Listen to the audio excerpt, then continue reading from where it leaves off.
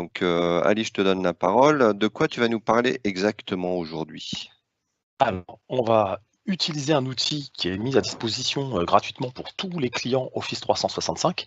Cet outil a un objectif assez simple, guider l'ensemble des administrateurs de tenantes Office 365 pour qu'ils puissent augmenter la sécurité, durcir la sécurité de leur configuration et protéger leurs assets, protéger donc leurs utilisateurs, leurs data.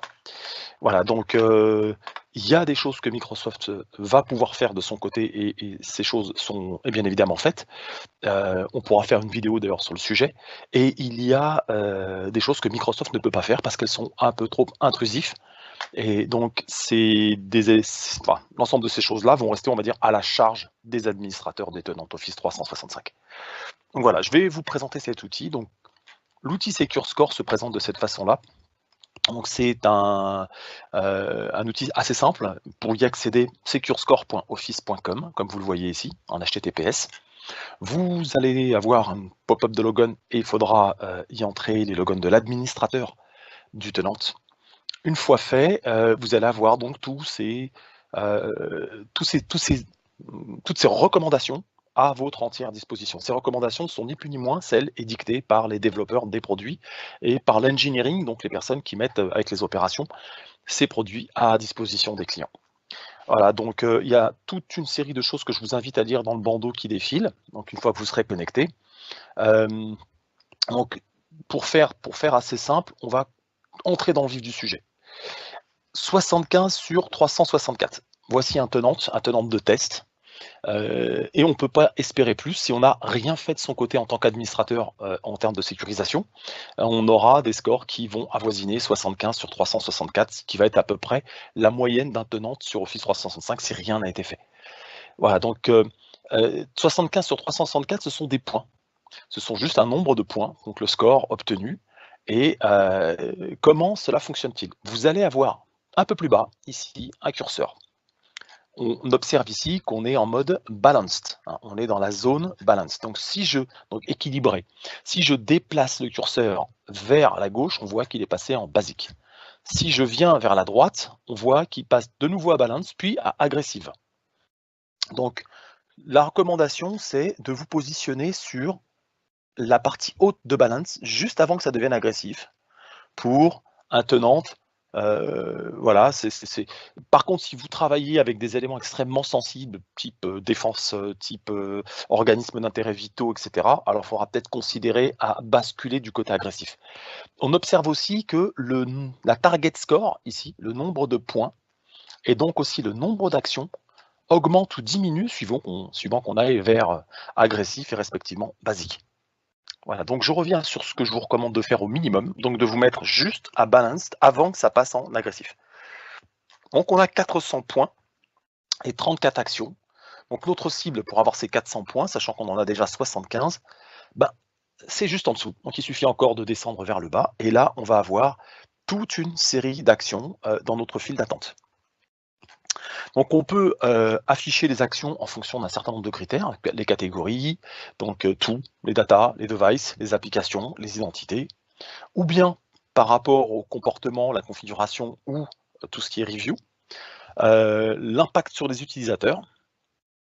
Donc pour une personne qui voudra afficher les scores en fonction de quel va être l'impact sur mes utilisateurs, donc vous pouvez afficher cette vue-là. Donc on a plusieurs vues. Bien sûr, le coût, ça a une importance quand on veut. Alors l'outil lui-même est gratuit. Par contre, les actions qui vont vous être demandées derrière, recommandées derrière, plus exactement, peuvent avoir un coût ou pas. Donc voilà. Et le type de contrôle, avancé ou standard, et puis voilà, ce qui est scoré et ce qui ne l'est pas. Toutes les actions ne rapportent pas forcément, on va dire, des points. Donc si on prend une des actions, par exemple la première, l'activation du MFA, donc c'est le Multi-Factor Authentication pour tous les admins globaux. Comme dit dans une vidéo précédente, Nicolas, si tu te souviens, les admins globaux sont des personnes et des comptes dans toutes les organisations, que vous soyez en prémisse, donc avec une infrastructure en local ou dans le cloud, ce sont des comptes extrêmement sensibles. Donc il vaut mieux activer le Multi-Factor Authentication, l'authentification multifacteur, pour tous les personnages, tous les profils de ce type-là. Donc voilà, donc une description vous est faite là. ça vous protège de quel type de menaces, hein? Threats, donc les menaces, sur la compte breach, donc la compromission des comptes, et sur les élévations de privilèges. Donc, en apprendre plus, il suffit simplement de cliquer là, et on apprend un certain nombre de choses. Et là, déjà, par rapport à mes comptes de test, hein, bon, c'est des comptes bidons, hein, ce sont juste des comptes de test, ces comptes-là, eux, ne sont pas activés. J'ai 6 admins parmi 7 qui n'ont pas le MFA. Donc déjà, ça me renseigne sur où est la cible à l'intérieur de ce point précis. Je peux informer les utilisateurs, donc si je clique ici, automatiquement, on va avoir les différentes personnes concernées qui vont recevoir un mail. Donc là encore, ce sont des comptes bidons, mais bon, ce sont des comptes de test, hein. Voilà, donc je vais juste fermer ça, hop, et on peut ensuite vouloir lancer l'action. Donc, si vous voulez lancer l'action, il y a le bouton Launch Now ici. Donc vous l'exécutez, il vous ouvre une nouvelle page.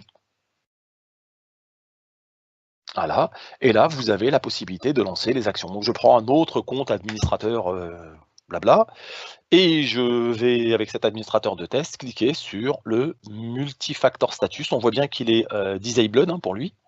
Je vais simplement cliquer sur Enable. Et là, About Enabling Multifactor Auth, je l'exécute. Du coup, tu pars du tableau de départ où tu as les recommandations et tu peux switcher directement dans la configuration de la recommandation, enfin dans la mise en place de la recommandation. En fait. Exactement. Ouais, donc on peut partir, on peut activer directement, donc on peut lire, donc s'informer, puis ensuite agir. Donc, et le but, c'est d'inviter chaque administrateur à agir le plus vite possible. Donc là, on voit désormais que le admin 2 ici est enabled. Donc il est bel et bien enabled. Donc du coup, je peux tout à fait faire le pas inverse, hein, si d'aventure, pour faire un revert back, hein, faire machine arrière, si jamais j'avais le moindre problème, j'ai plus qu'à revenir sur la même personne et faire disable. Et là, je peux le désactiver. Il va passer de enabled à désactivé. Voilà, il faut juste le temps que ça se rafraîchisse, et boum, il est désactivé. Donc je peux activer ou désactiver le multifacteur authentification sur les utilisateurs qui m'intéressent. Et là, du coup, je peux aussi cliquer sur un Manage Settings, et j'ai un certain nombre d'informations qui me sont dispensées pour m'aider, me guider tout au long du chemin. Donc voilà comment fonctionne globalement Secure Score. Pour quiconque serait intéressé à utiliser cet outil, et il est fortement recommandé de l'utiliser, vous pouvez donc avoir un certain nombre d'actions à mener. Et voilà, donc le score, pour moi, augmenterait de 7 points.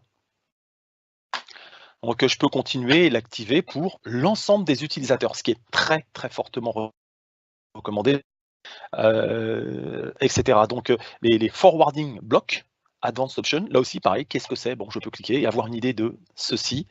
Voilà, puis ça permet quoi? D'empêcher la data exfiltration, de se faire, entre guillemets, piquer ces données, tout simplement. Donc voilà, donc pareil, je peux lancer le learn more, etc., puis activer, etc.